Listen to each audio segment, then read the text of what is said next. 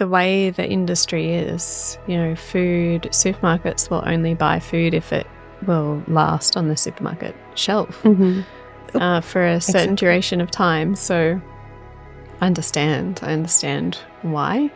The sad thing is that most people have become accustomed to the taste of these highly processed foods. A lot of them have sugar, like dextrose and sugars added as well. A lot of colours, so that pink colour that's synonymous with rashes and bacon. About sausages, and the rashes and they're bacon. pink, and that's that, and they stay pink. Yeah. That's the scary thing. They stay bright pink once you've cooked them. This podcast is part of the GK Media Studios Creators Network, helping people tell their stories. Become a storyteller today and learn about our podcaster network at gkmediastudios.com. So welcome to today's episode, and we have with us Cassie McCarthy from County Clare, as far as I am aware and concerned, but she is Australian. Cassie is my meat provider as far as I'm concerned, and I'm so happy because she is I sense her energy and she has something special. So she is an ordinary person who does extraordinary things, and I'm so delighted to have you here. Thank you so much for accepting my invitation. Oh, thank you. What an introduction. So tell us what you're doing and how did you land in Ireland and in County Clare first? Well, my husband is Irish and we met back in Australia, and we are currently farming. We have a small parcel of his family's land that we're farming on in Clare, just outside of Ennis in Quinn. And we put that into organic conversion as soon as we arrived in Ireland. We've been here it will be 3 years in December. And oh my God, did you come in December? We did. That was some move. From Australian very brave summer. From the subtropics as well. No, it was nice. It was nice to get away from the heat. I suppose you were here before, were you? I had been here twice. So I'd been here once in summer and once in winter. Okay. Yes. So it was not a big surprise that... No, I knew where I was coming to. Yeah. And anyway, we are farming. We have grass-fed and finished cattle, beef, and pasture-raised pork. So we've got a full outdoor system with our pigs. They farrow on the farm in a wooded area and then join the rest of the herd. And we my husband butchers all of our own animals. We've got a small shop in Clare Castle. And thankfully. Yes. I cannot support that shop enough. I was even the idea of not having that, it's scares me. Oh, thank you. Thank you so much. Yes, it's fantastic. We're really lucky that we have that space. We are all lucky to have you. Well, thank you. Yeah. Thank you. It was always the plan to eventually butcher and make all of our own products, and we hadn't planned on doing it so soon. We were actually just looking for a cool room, and someone had said to us, look, there's this vacant little old butcher shop in Clare Castle. As far as I know, they've got a little cool room. It might be empty. You could see if you could rent that. And we got there.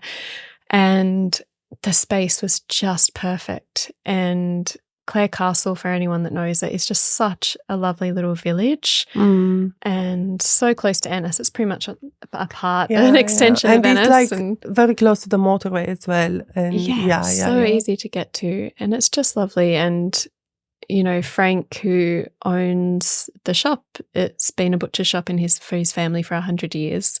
Wow. We're using his father's butcher's block that was in there, just the history. And they still live there above the shop, and they have honestly become family. They are the most beautiful family. And that's what we do. We sell direct to our customers. We make all of our products ourselves. And it's a challenge being a whole animal butchery. Yeah, we were often talking about this and asking how is the business and all that. I won't go much in that direction because I want to keep the positive side of things. So when I'm going in the shop, usually I see the two little ones there, and for me that's always so cute to see them there. But I don't think it's always cute for you and Nick too. No, it's just probably the past 6 months is starting to get a bit challenging because the novelty's wearing off and Isla is on the move. When we first opened, she was in a porta cot. I don't know if you remember. We had a cot set up at the front of the shop. Yes. Yeah, the little travel cot.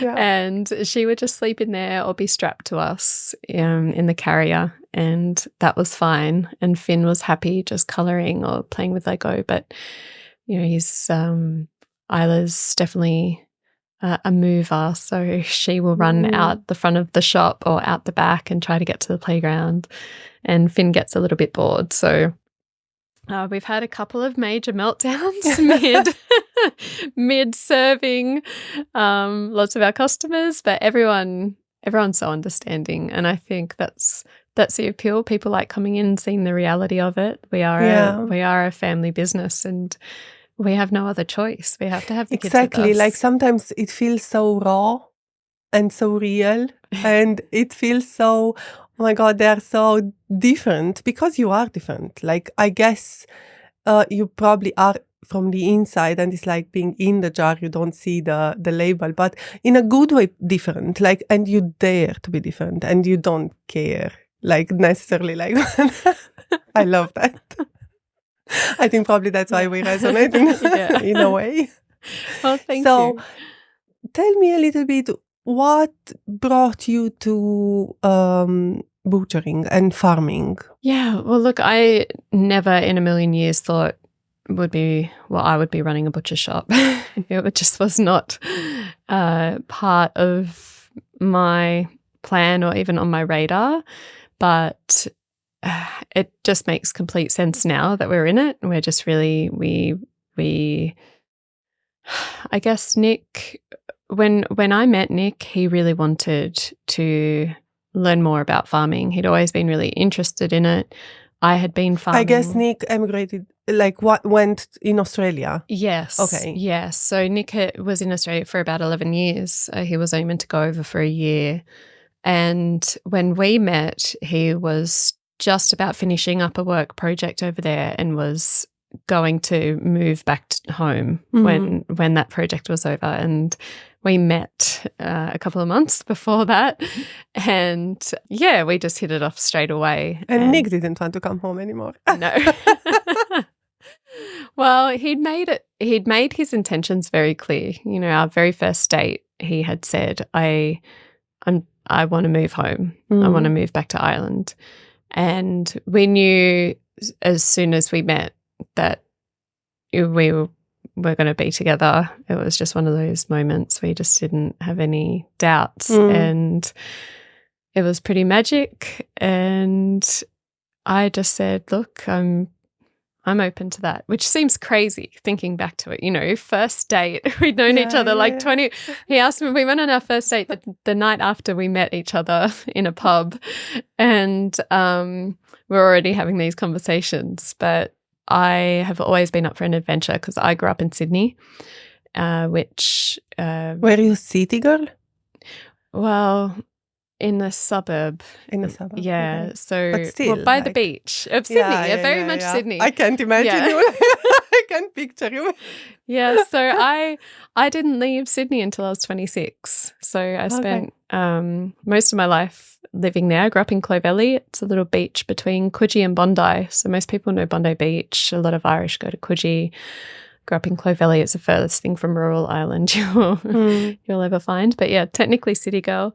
And I moved to Byron Bay. I'd been there for about 8 years already, and it's a very transient place. It's a very beautiful area, and I think there's a lot of, especially a lot of women go there. So it's got some very it's got a lot of spiritual areas for the Indigenous people who live, the nation that live there, and a lot of areas that women go for healing. And Wow. and it's so true. A lot of people go there and they go through whatever they're going through. They find their path and then they leave again. And I just never truly felt like that was where I was meant to be. And yet I'd been away from Sydney for so long and none of my family lived there anymore. And it's not rural, it's not farming.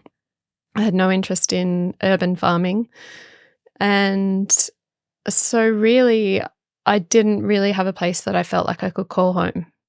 You know, I was always, all I ever wanted to do was just travel and in life. Yeah. And the thought of coming to start something over here and see how it goes, I was all for it. Brilliant. And something what I found recently about you, that you are a nutritionist. Yes. Big surprise for me. Makes a lot of sense though, but well, to be honest, I only graduated last year. So okay. To even call myself a nutritionist now, I'm just like, oh, I am, but it still is still a new title. Okay, so it's because of the farming and butchery, or it's more than that? Why I became Yes. a nutritionist? It's a long story. We have plenty of time if Yes. you want to share. Well, I guess, so I never went to university straight out of school. I just always really wanted to travel and work and have fun. And I never really knew what I wanted to do. And I didn't want to waste 4 years of my prime time and a lot of money doing a degree that I wasn't sure that I wanted to do. So, but if I was to do one, it was always going to be somewhere in the spectrum of health. I was always very interested in nutrition and it had crossed my mind. And I guess when I was in my early 20s, I got diagnosed with an autoimmune disease called ulcerative colitis. And that was pretty life-changing when that happened because it was debilitating. And I just went on my own journey of health to try to heal myself and find answers, because the traditional medical route that I went on, nothing was working and I tried everything. And I guess that as well, that was the start of the journey and what made me think again, okay, should I start studying health? Should I learn more about this? And I didn't, just because, again, I had itchy feet. I knew I didn't want to stay in Sydney. Yes. And I knew that if I started a degree, I'm like, it's committing to like another 4 years of being here. And I was working a job at the time a corporate job for a big investment bank in the city. And I just hated it. I was working a second job as well at nights behind a bar, and I was just exhausted and hated the rat race. And I ended up quitting and I came to Europe. I met one of my best friends and had 6 weeks backpacking. And it was amazing. And it was also one of those trips, I just came straight home and I'd quit my job. And enlightening. It was. I quit my job and had to figure out what to do. And that's always the case after you go to a healing or transformation, like a deep level. Yeah. And then, okay, what's next? Exactly. It's a gap there. I knew you something create had the to... gap. You make space for something, and then what you put in. Exactly. Yeah. And the funny thing was, I came back, and I still spent a number of years in Sydney. It was a while before I realised I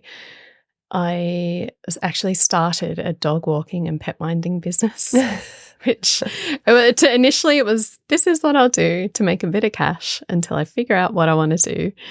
And 4 years later, it was an amazing business, and I had 2 employees. Wow. And I managed to sell it which was amazing. But it was during those 4 years of walking outside, and it was very active. A lot of walking, a lot of fitness in the park every day, in the outdoors, in the sunshine.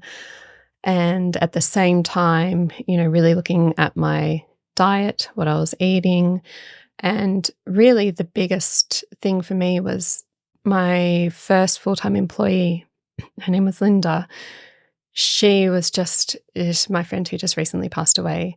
Oh, I'm sorry. Yeah. I know you went through a loss, and I'm so sorry. Thank you. And she was just one of those people that completely changed the trajectory of my life, because she opened my eyes to so many things I'd never even thought about. So we would spend our days walking dogs outdoors and just talking. She loved food just as much as me. She was a chef.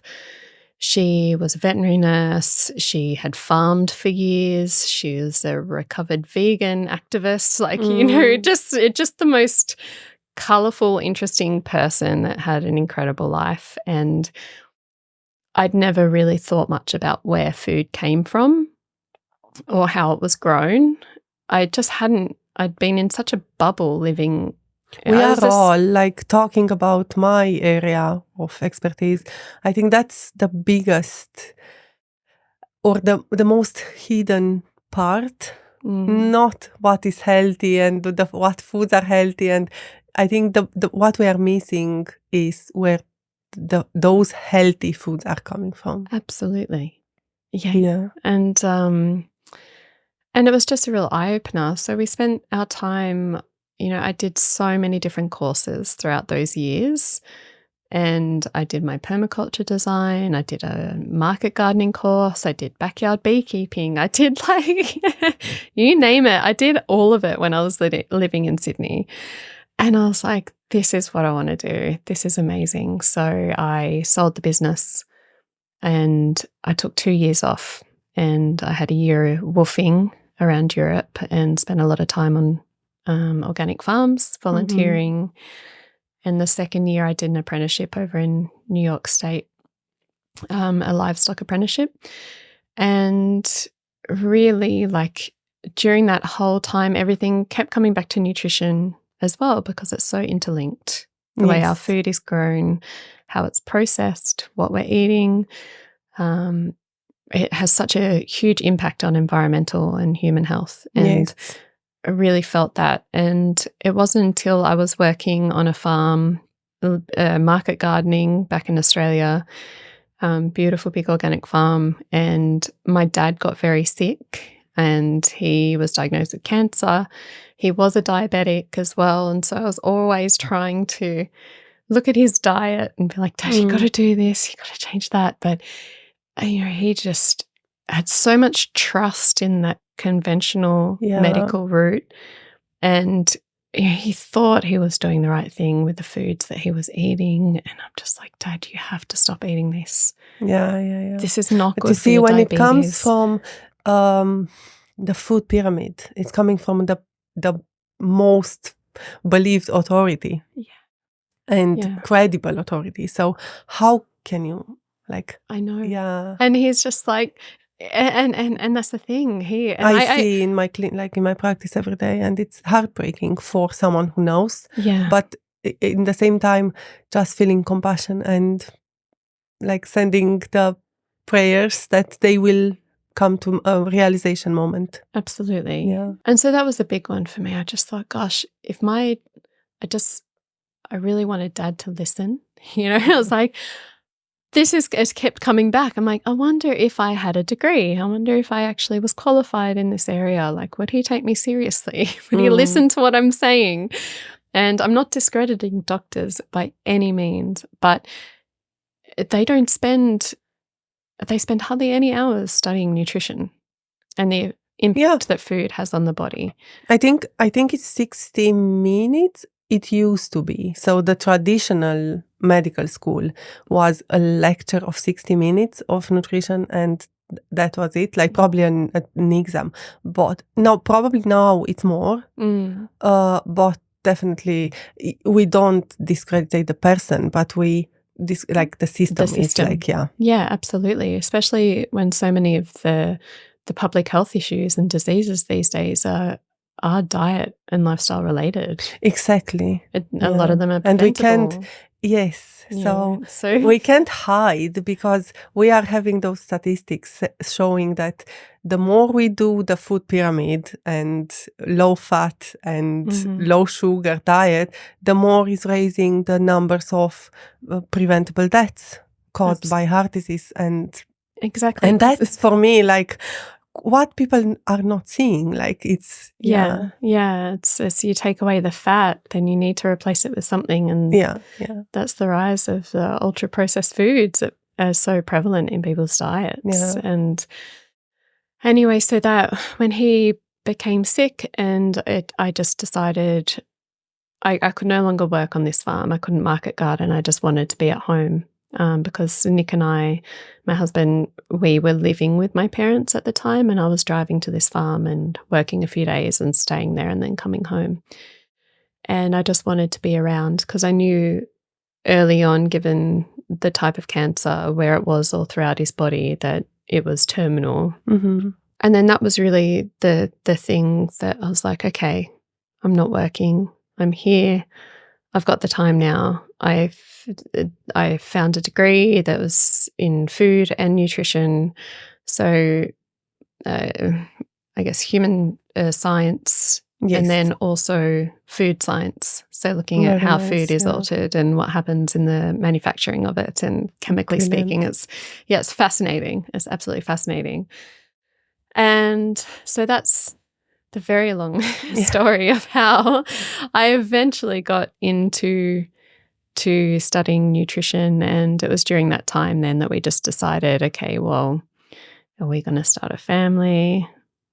I decided, well, if we are, I would want to have my first child here around my family and here in Australia. So we stayed, and then COVID hit, and then it was always the plan to come here and to start something. So, but we knew we were delayed, and we just made the most of the time that we had there. And we had our son. I had my son Finn, and so Finn was born in Australia. He was, yeah, and it was lovely. We I had a really beautiful home birth. We lived on a little 3-acre property with friends back in just north of Byron Bay. So really beautiful and very nice. Yeah. So now I explain why your food is so nice, because I believe in the energy of the food, and I think you bring that. You bring that. It's so nourishing, because it's more than. I think that's the main difference. Let's call the spade a spade. That's the main difference between the system, where the food system, and the supermarkets, where doesn't matter how the consumer is feeling. What matters is what are the figures in the book at the end of the month, or how much are the profit margins and all that. Yeah. And having that in mind, you are completely going from a wrong angle, as much as I'm concerned, and because the whole idea about food is to nourish our body. Yeah. Yeah, that is it. And enjoy it. It has to be tasty, and it has to nourish you. That's its purpose. And I think people forget that very often, unfortunately. I think that was obviously one of our goals, was that we wanted to obviously have really high quality products. And for me, I wanted to make sure that we could, for example, with our sausages, develop a line that aren't classified as an ultra-processed food. Because small goods, rashes and bacon and sausages and all these things, you look on the ingredients list these days, and it's scary. I remember I came in Ireland in 2015, and I remember going in Lidl. I went in Lidl to shop because I had Lidl in Romania, so Don's and Super Value was not Like I couldn't relate to anything. So I went and I saw this pack of sausages with 65 cents and looking pinky kind of. And I was like, what is in it and how can they sell for 65 cents? That was for me the indicator that that's not food. Yeah. It can't be food. And coming from a family farming, we are not farming, like was self-sufficient, killing the pig before Christmas and having for 6 months and something like that. So my mom used to make sausages and I was like, what's like, that's not a sausage. It's quite frightening, isn't it? Yeah. And that's what got me is I could not get over how cheap pork is here when we moved. And gosh, I see like giant packs of these pork sausages and rashers and they're like €1 for like a giant thing of sausages. I'm like, God, someone is paying the price somewhere. Yeah. And, it's definitely the farmer's not making much money. And I don't want to think about the conditions the pigs are living in.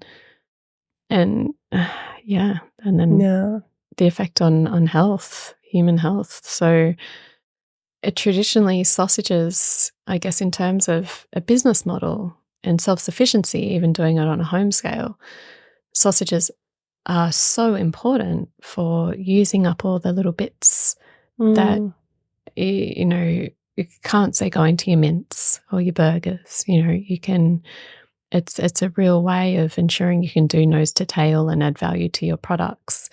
And I don't believe that sausages should be ultra processed. They should have salt and herbs and spices and that should be it. They don't need anything else. And that's been a challenge for us because obviously without the preservatives and any of the food additives, they obviously have a much shorter shelf life.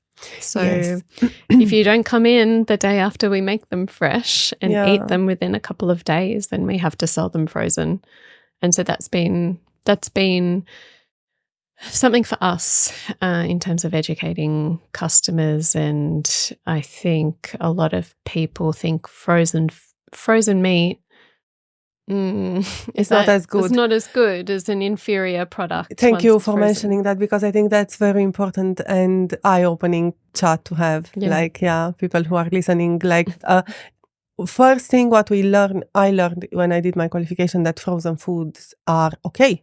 So, and that was like, oh, really? Yes, they keep the nutritional value exactly the same.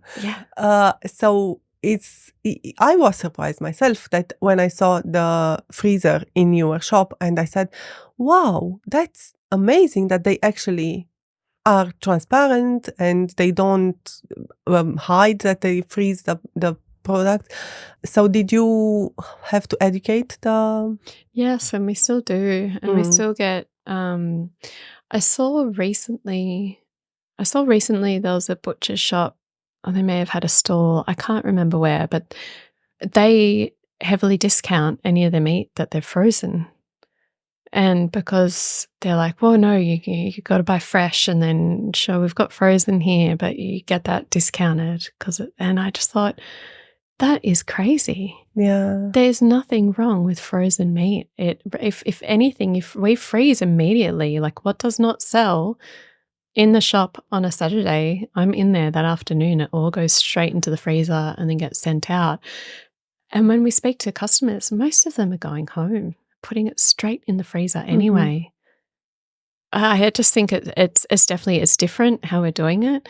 But it's the reality of it. If you want to have a product that doesn't contain any of the additives that keep a sausage on a supermarket shelf for months without going off, then this is the alternative. Those additives are damaging our gut. Absolutely. And that's what all the studies are finding. They're just having such a huge impact. Why are your sausages so big? Not that I dislike that because it's my breakfast. I'm glad you're asking me that, not Nick. Is there a reason? Because it's obvious it's standing out as you get more. Do you mean the beef ones, the ones that you get? Yes, yeah. So this is my, let's make it clear. It's my breakfast, daily breakfast. See, that's interesting. You have them for breakfast. Yes. Oh, fantastic. Yeah, that's why I'm when I didn't have, when I run out or something like that, I'm out of whack all because I don't have my protein and fat in the morning. That's so great. I love that. And I mix, just for clear, so a slice of sourdough, a bit of butter, your sausage, and pickled cabbage, pickled onion, or pickled whatever is pickled in the open jar. Yeah, that's my great. breakfast, and I'm happy. So good. I think people don't eat meat enough for breakfast. I had that discussion yesterday with a client, and Did you? yes, heavily sensitive to foods and all that, and what am I going to eat? And she couldn't see any more than she couldn't see anything beyond porridge, smoothie, what was an egg, and she was allergic to eggs, so she said, okay, I can't eat anything. I said, how about chicken breast for breakfast? I said, yes. It's like people have rashes. Like the extent of it is like a breakfast sausage. Black pudding. That's exactly. A great one. Black pudding. My after heavy weight lifts. Oh, very good. I was going to say, when I got given that list when I was pregnant here, that they give you the HSC of the, these are all the foods you should eat when you're pregnant. These are all the foods you shouldn't eat. Okay. I didn't know that. Yeah. Oh, yeah. Oh, my gosh. And I just looked at it and I was like, well, at least they've got black pudding on there. Because that's fantastic. It's so high in iron. It's wonderful for pregnant women to have. Anyway. And I'm telling you a funny one. Because I like the black pudding, I found one what is beef mainly. I don't know if you're aware. Clonakilty? Yes. Okay. And go in the shop, my partner, Irish being, he said black pudding and all is Clonakilty. Yeah. And I don't know how it came with of course Clonakilty is the only beef one. What are you talking about? Black pudding is not beef. I said, that's why I'm eating. I'm telling you, it's beef. He was in shock. So that happened to us recently, actually. Yeah. Someone was like, oh no, I would never have black pudding made from blood. And it's like, well, sure you eat Clonakilty. That's made from beef blood. And they couldn't get over it. Yeah. So that tells you that people, very little of them, they have a clue of what they actually, Yeah, absolutely. Yeah, that's so funny. But no, I guess we always just pictured those sausages as a dinner sausage. Okay, yeah. And in Australia, most of the sausages at home are sold are beef. You'd have to specifically find a pork sausage if you're going to have a pork sausage. You go to the supermarket, you go to a barbecue anywhere, they're all beef. Okay, that's interesting. Yeah. And dinner sausages are typically a bigger fat sausage. Yes, yeah. Very similar with what I have at home in Romania. And my mom used to make a mix of pork and beef. Yeah. Because my dad had an issue with his digestive tract, and all the time she was very careful in that direction. But definitely, it was familiar for me. Yeah. But then when I started to tell people and my clients that they say, but they're very big. That's great feedback. See, this is what we need. I think too, people, you get more value for money. And they're also almost afraid to offer feedback, but we love it. If we don't know, if customers don't tell us what their preferences are, we're just going to keep making things how we want to make them. Never underestimate the value of feedback. There is no bad feedback. It's a feedback. Exactly. Yeah. That's amazing. Yeah. And what is different in your farming? Because yes, you mentioned, but I want a little bit more clarity there, because it's not a traditional way of farming. It's not. And we're limited by how much land we have to farm. But basically, we're not, we buy cattle in, so we buy them in from an organic farm. Mostly they're based in West Clare, and we buy them anywhere just trying to think how old they are. I guess over the age of 12 months. And we finish them on our farm. So they're on our farm for probably around 6 months at least. Really? So you have the last touch on them. We do. We do. And this particular farm that we've been buying direct from, it's been a really nice relationship because it means we don't have to go to the mart. We don't have to send the cattle through the mart and put them under that stress. They can come straight to our farm. And they also don't feed the cattle any grain. So when they arrive and they're certified organic. So they come to us and they're really lovely, very gentle. So they're on our farm and we basically use rotational grazing or holistic plan grazing, it's called, where we use a single strand electric wire and move them. They get moved every single day. And mostly it's really to do with the recovery. So you're always thinking about the recovery period behind where the cattle have grazed. So we don't want the cattle to return back to that same parcel of grass until that grass has had a full recovery. And instead of just being like, right, we'll do 20 days. Because it changes. It depends on the weather. Yes. It's so variable. So really it's monitoring where they've been and really looking and saying, okay, yeah, this is recovered now. They can come back. Because if you think about the way grass, different pasture species grow, if you're not allowing that pasture to make a full recovery and get that kind of fourth leaf stage of growth, and they're just coming back in and eating and chomping down, then eventually that they're not getting that really deep root structure as well, and you're just never going to get a thriving pasture.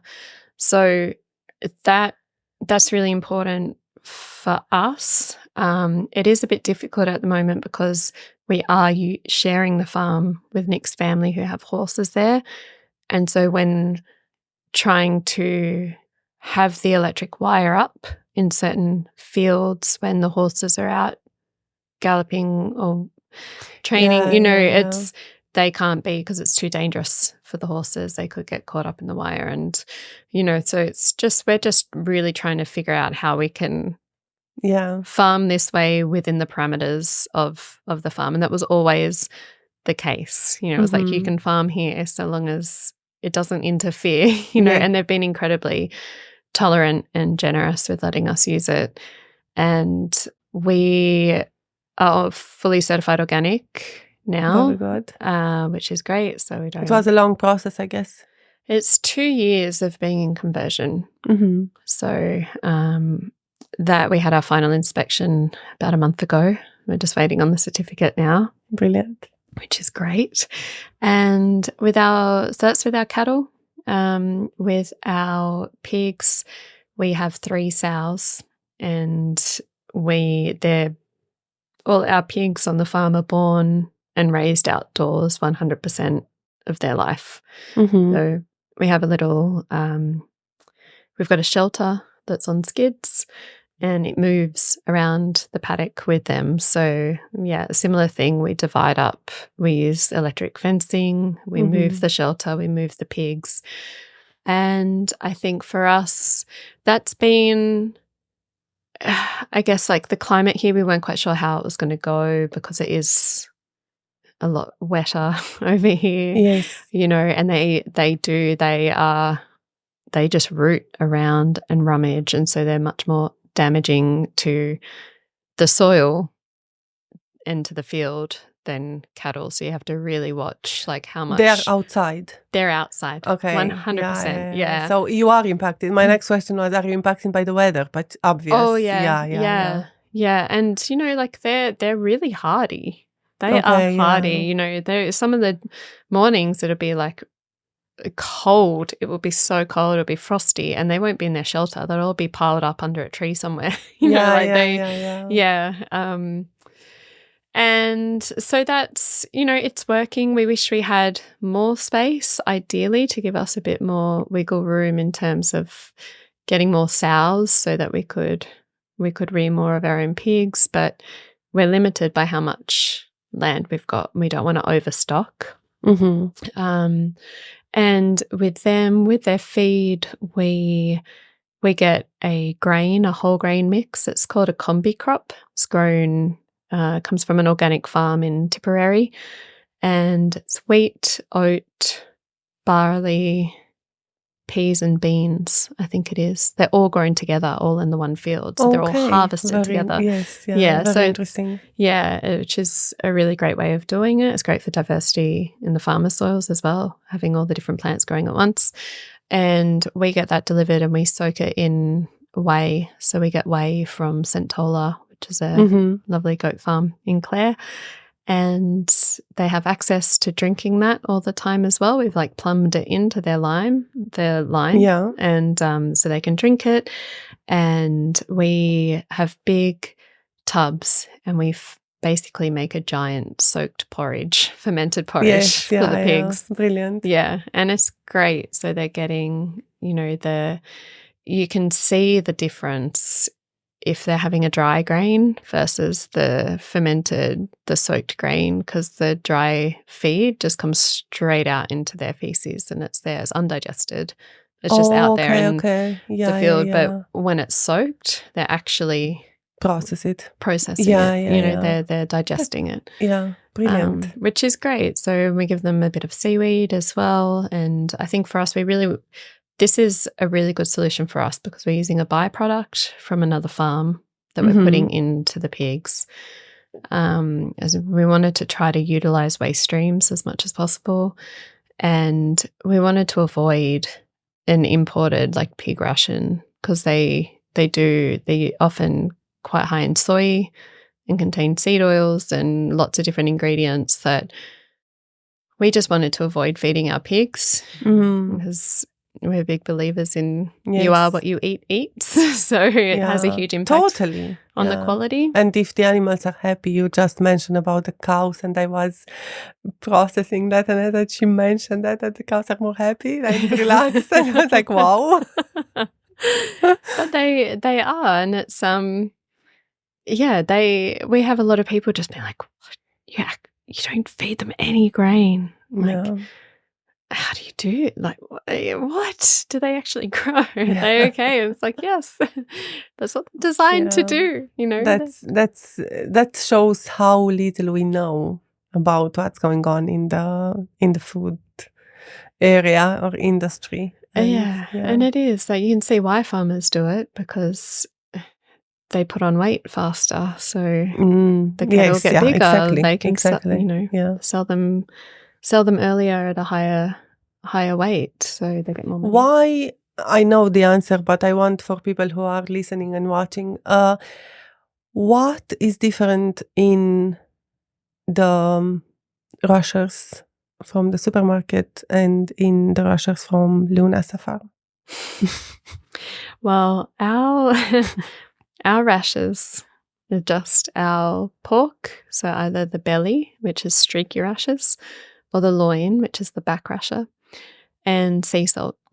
So we dry cure them, we rub them all over in sea salt, and they take, I think it's about 3 days that we leave them salting, and that is it. It's a very pure, clean product. We don't smoke them either, only because we don't have a smoker. Really is the only reason. I love smoked rashers. I love smoked bacon. Whereas because it's dry cured as well, they're not brined, they're not pumped. You don't have a lot of water loss. So when they fry in the frying pan, they just cook, and they cook like salted pork. You don't get a lot of the runoff into the pan like you would with the conventional rasher that's being cured with the different ingredients. To me, the water quantity in the supermarket rashers is unreal. I'm all the time like, I'm not eating pork myself, but my family does, and it's like, why it's so much water in it? Like, a lot of them are pumped, and because usually a product what is full of water, correct me if I'm wrong, is much prone to go off faster, no? Yeah, it would. Yeah. But it's not. No. If you looked at all the different E numbers. Yeah. You know, some of them have so many ingredients on the ingredients list. And, definitely. And I guess it's just the way the industry is. You know, supermarkets will only buy food if it will last on the supermarket shelf for a certain duration of time. So I understand why. The sad thing is that most people have become accustomed to the taste of these highly processed foods. A lot of them have sugar, like dextrose and sugars added as well. A lot of colours, so that pink colour that's synonymous with rashers and bacon. About sausages, and the rashers and they're the pink, bacon. and that's that, and they stay pink. That's the scary thing. They stay bright pink once you've cooked them, and if you cook our rashers that is just salt and pork, and this is another thing we've had to educate our customers on. You cook our rashers, they are grey. They're the colour of pork, because when you cook a pork chop, like you'd know. Or do a roast pork, the colour of it when it's cooked is grey. Yes. And so the same thing with our rashers. Yeah. And so and when we do our lovely Christmas hams, so nitro-free hams, we just have to let everyone know, look, don't be expecting that fluorescent pink ham that you're used to at Christmas. If it comes out grey, there's nothing wrong with it. It's just that mental barrier people have to get over. But once they taste it, they're like, these are unbelievable. They're so tasty. They actually taste like pork. Now, talking about taste, who is responsible for the recipes in the team? Well, it's a mix. So some of them came from the butchery that Nick trained at back in Byron Bay. So our garlic and black pepper sausages that won last year's Bluster Heron Gold Award, that recipe is one of theirs. Okay. So that's unbelievable. And the rest has actually just been me. Yeah. Yeah. So the garlic and herb, the FODMAP friendly, the bratwurst, the chorizo. I think that's all we've done. The regular meatballs, our grass-fed meatballs. The fricadellas were actually theirs as well. Okay. Yeah. They're slightly different though. What's the difference between the Danish meatballs and the meatballs? Yeah, we do like just a classic meatball. So it's parsley, salt, pepper, onion, garlic, just like those are classic flavors. The fricadellas or the Danish meatballs have a lot of like warm spices in them. There's clove, a bit of star anise and cinnamon. And they've kind of lots of black pepper, allspice. So they've kind of got that real warming spice to them. Yeah, they're both very nice. Yeah. So they're not too dissimilar, I think, from like a Swedish meatball. If anyone's gone Swedish meatballs. Exactly. I won't mention where. But yeah. We all know. Yeah, exactly. So what was the most challenging, or did you encounter any challenge? With the shop? With the business, with the shop, with this lifestyle, because it's a lifestyle really, is it? Yes. Yeah, it is. You have to believe in what you're doing and the value of what you're doing to stick with it. Because it's hard. And like the reality is we're still in our infancy. We've only been in business for 2 years and we're both doing it full time as well. We came here and hit the ground running because we had so much time to plan, and we're being conservative too because we don't want to spend our life savings on this as well because it's still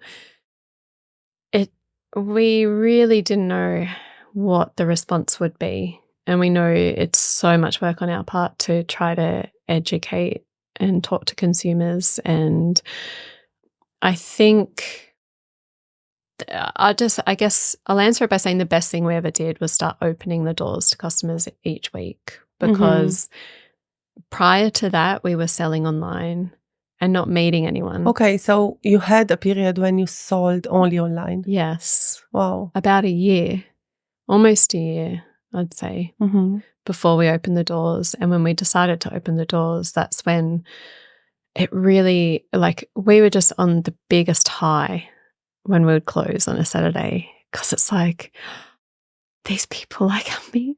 They like what we're doing. We're getting feedback, you know, the good and the bad. And it was really helping us to grow and giving us that push. And people, you either get it or you don't get it. Yes, exactly. And so if you pass Clare Castle on Saturday morning between 9 and 1, make sure that you let them know. Yes, do. Because it's, we know that it's not one's thing. Not everyone. We're not looking to take over supermarkets and spread our products all around Ireland. Like, it's not our business model. It's not what our core values are. We would love to be able to just sell locally. We really just want to be able to sustain our family by farming full time. And the best way we could see that ever being viable was to be butchering and making all of our products and selling direct and trying to cut out the middleman. And we're slowly getting there. It's a bit of a process. And it's just... I can only picture or imagine that both of you being in the same industry, and like, it's so, we are two self-employers at home, but we are different industries. And when one is going down low, the other one is up and something like that. But I can only picture how challenging can be at times when something goes not wrong, but not the way how you expect or you want to be. And then, like, it can. It can be really hard. And I think it doesn't help when there are still people close to us just questioning, like, what are you doing? Like, who's actually buying beef sausage? Like, people actually eat beef sausages. And it can be tiring. You know, I'm going to ask something there because I'm not Irish myself, and I find that Irish people are a little bit closer than the rest of the Europe, the inland Europe, for some, in food-wise, at least. I'm not going to... I love Irish people and I love Ireland and I feel home, but when it comes to food, I think they take it very personally. Like, don't tell me to give up my cup of tea. Cup of tea can kill you, but don't give up. It's like, or my sausages or my rashers, and they feel so personal when it comes to. What's your touch on that?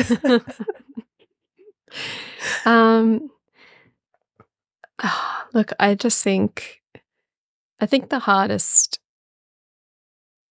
thing for us is, obviously, there's the price point, because we're obviously a bit more we're more expensive than what you'll find in Aldi or Lidl, and we're not pretending to compete with large supermarket meat products. Yeah.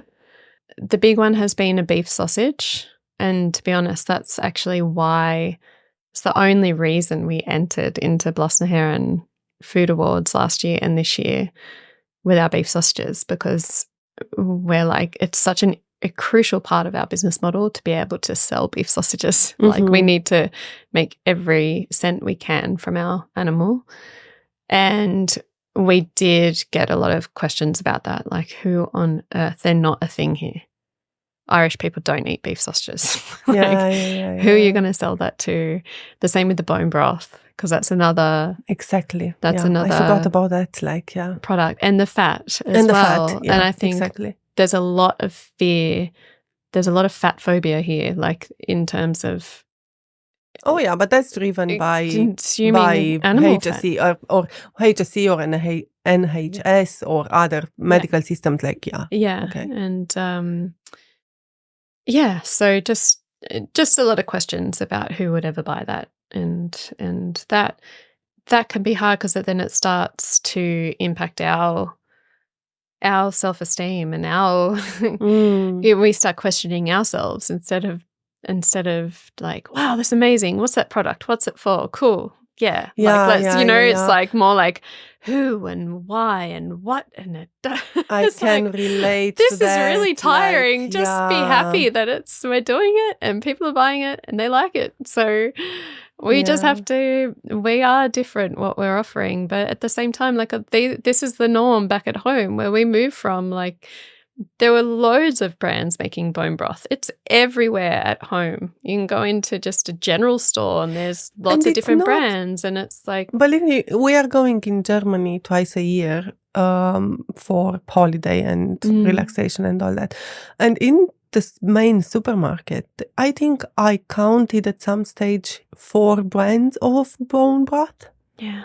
And it's such a common thing. Like, I could not believe that it's such a rare product here. Yeah. And lots of these things. And I remember I did like a food starter program when we first arrived. It was like one of the first things I did through Leo, and, like we were just throwing out ideas, and we hadn't started butchering yet. But I was like, I'm thinking, of making these products, and because they're so readily available at home and I just couldn't find it anywhere here.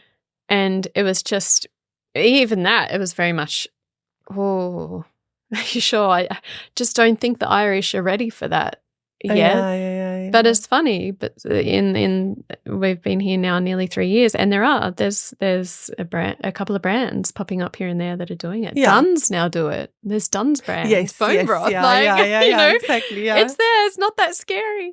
Yeah, I think once it gets there, like, they can relate to and find it familiar. Like, Yeah. Interesting. Where people can buy, or how people can buy your beautiful products? Well, we have a website, which is very difficult to keep the stock take up. I think I just need to really reiterate to people, we operate on such a micro scale. We are so small. We butcher 2 pigs and half a heifer or bullock a week. It's very small quantities. And we have a website, which is www.lunasafarm.ie. And how we found it best to operate is we'll butcher fresh every week. We open the doors on a Saturday in Clare Castle from 9 till 1. We sell it as much as we can fresh that day. Whatever is left over, close the doors. I'm in there for a few hours. I update the stock take on our website so that then come Sunday, people can hop online, see what's available, add the products to the cart, and then we ship nationwide the following week. That's good. Yeah. So we use like a wool chilled boxes. They're recyclable, made from sheep's wool. They insulate them with some ice packs, and we just ship overnight with DPD. Brilliant. So wherever you are in the country, order your Lunasa Farm products, because I feel like I'm subjective when I say that they're delicious. We didn't meet it before, like we've met because of your products, but like they are very delicious. Oh, thank you so much. It really means very nourishing, like not nutritional, like not only, it's nourishing what you get from them. Thank you. Yeah. So before I let you go, I want to ask you to ask me a question, if you have one. I guess it's probably going to be food related. Romanian. I've never met anyone from Romania. Okay. Don't know anything about Romanian culture or food, cuisine. What would you say is your favorite dish from home? What were some of the traditional Romanian foods that you grew up eating do you cook them here for your family? It's very interesting. It's a long story. So I used to cook them. They don't like me anymore. Like I developed some sensitivities, food sensitivities, and I had to move from heavy, like Romanian cuisine. It's very heavy. Okay. It's very fatty, but it's ultra fatty, if you understand. Like, I mean, you see that deep dish fatty and that doesn't suit my, so I moved to simpler dishes here. That's why. But when we go home, we are spoiled, obviously. The rolled cabbage with minced beef or pork and rice. But the cabbage has to be pickled, sauerkraut. Lovely. Yeah. Fermented. And the other thing, what I like very much is my mom makes like a sort of pita inside with sheep cheese and a lot of herbs.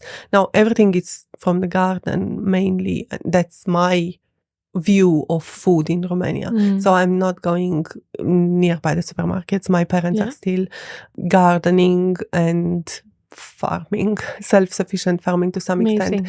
Yeah, so it's like that's my view of Romanian food and yeah.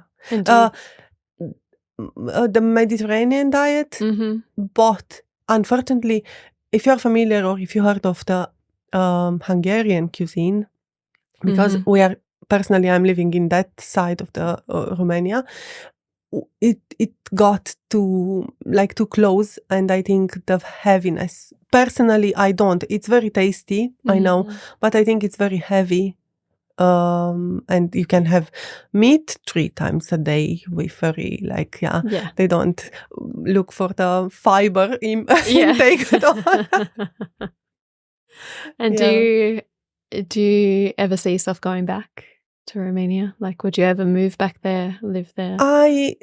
I'm going to be brutally honest, like always. I said no until recently when I saw the reality around us changing, and it got me thinking that probably I don't know really if things are not, and I won't feel welcomed anymore, and I feel like interferes with my well-being and sanity, what happens here. For the moment, I'm not being impacted at all, like it's far, but I don't exclude, like I was always, I'm staying here and all that. I think with everything what is going on in the world, you can't really make a final call, and I would like to stay here, but we'll see. Yeah, we'll see. So thank you so much for your time. Thank you so much for your wisdom and for your presence, and best of luck in the business. Thanks for your support. Thank you.